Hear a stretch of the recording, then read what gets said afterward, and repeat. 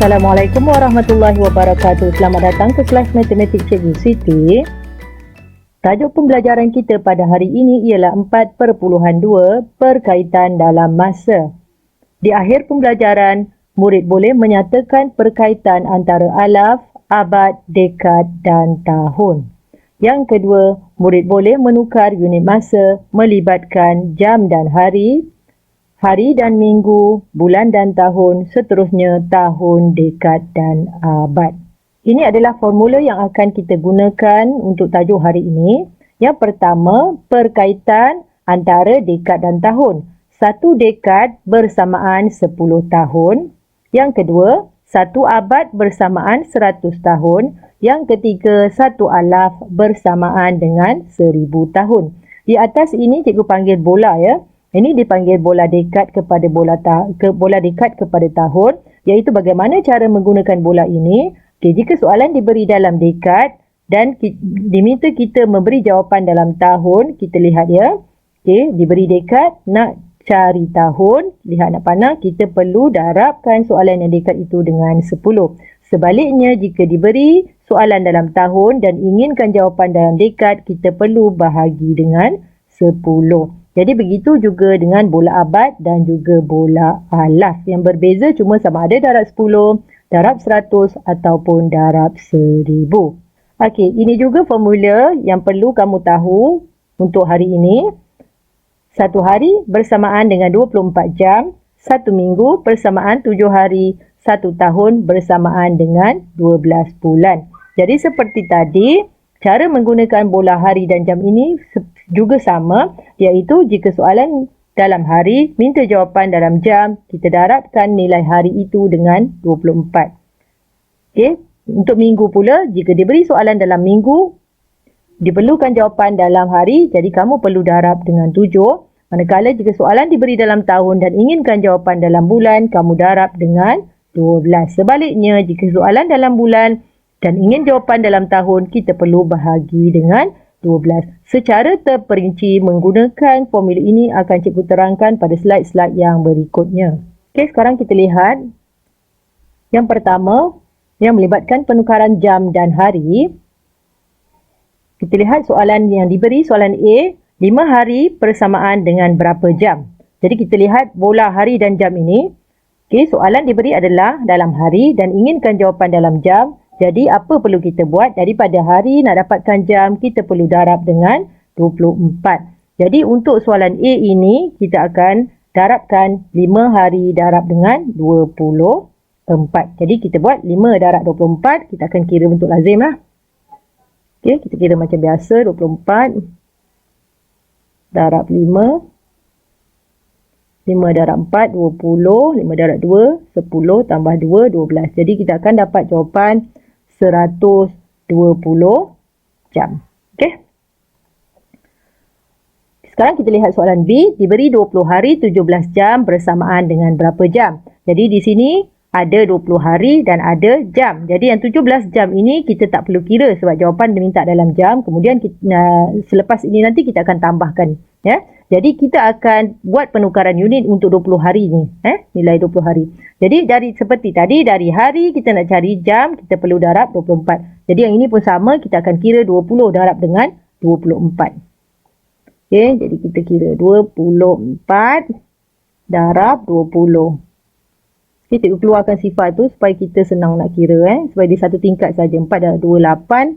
2 darab 2, 4. Jadi kita akan dapat jawapan 480 jam. Kita akan dapat 480 jam. Jadi langkah seterusnya apa perlu kita buat? 20 hari ini tadi kita dah dapat jawapan 480 jam. Kita akan tambahkan dengan 17 jam ini.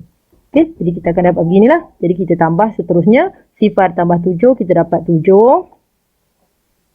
Okey, 8 tambah 1, kita dapat 9. Ini kita dapat 4. Jadi kita dapat 497 jam. Okey. Okey. Untuk soalan C, kita ada dua cara penyelesaian.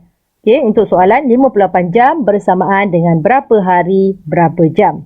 Okey, untuk kaedah cara yang pertama, okey, kita tahu tadi satu hari adalah 24 jam. Jadi kita akan ceraikan 58 jam ni kepada 24 jam tambah 24 jam dan kita akan tambah 10 jam. Tengok 24 jam tambah 24 jam kita dapat 48 jam kan. Jadi 48 tambah berapa lagi supaya jadi 58? 48 tambah 10 jam. Okey, kenapa kita pilih? Sebab kita tahu perkaitan satu hari adalah 24 jam. Jadi 24 jam ini satu hari, 24 jam yang ini pun satu hari. Jadi kita dapat di sini 2 hari 10 jam. Jadi terus kita dapat jawapan 2 hari 10 jam.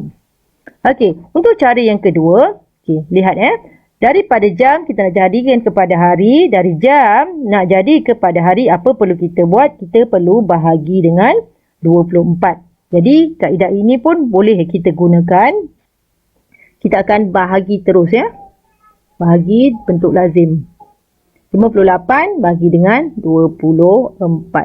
Jadi yang pertama 5 bagi 24 tak boleh nak sifar. Kemudian kalau kita baca, kita buat bina sifir 24, kita akan dapat 24 darab 2, kita akan dapat 48. Jadi kita akan tolak 5 tolak 4 dapat 1. Okey, yang ini tengok dia punya magic dia.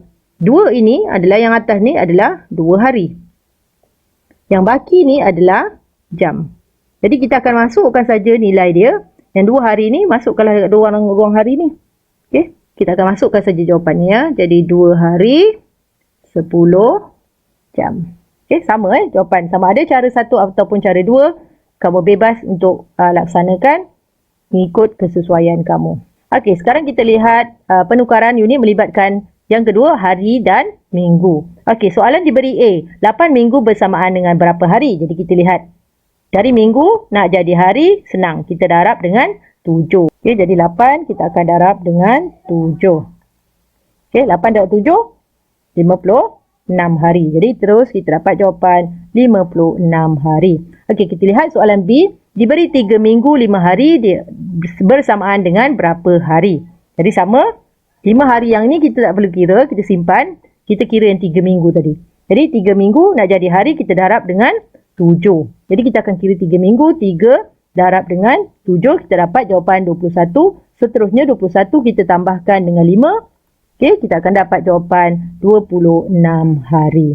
Okey, ni kita tambah je lah. Okey, kita dapat 26 hari. Jadi masukkan saja jawapan di sini. Okey, dia selesai untuk soalan yang B. Okey, seterusnya masih lagi dalam penukaran hari dan minggu. Untuk soalan C, kita ada 2 cara. Kita lihat cara yang pertama. Diberi soalan 20 hari bersamaan dengan berapa minggu, berapa hari. Okey, berapa minggu, berapa hari. Jadi kita tahu perkaitan 1 minggu 7 hari. Jadi kita ceraikan 20 hari ini kepada 7 hari 7 hari. Okey.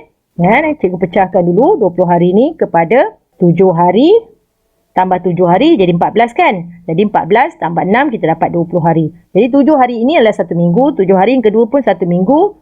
Jadi kita dapat 2 minggu. Jadi jawapannya 2 minggu 6 hari. Okey. Okay, kita lihat soalan D. Diberi 20 hari bersamaan dengan. Okey, sekarang kita lihat bagaimana untuk kita menyelesaikan menggunakan cara 2. Cara 2. 20 hari ini dari hari nak jadi minggu kita bahagi dengan 7. Jadi kita akan selesaikan dengan cara bahagi bentuk lazim. Jadi 20 kita akan bahagi dengan 7. 2 bagi 7 tak boleh nak sifar sini. Jadi 7 darab 2 kita dapat 14. Ini 10 kita tolak lah macam biasa 10 tolak 4 kita dapat 6. Ini habis. Jadi yang atas ni 2 ni akan jadi 2 minggu.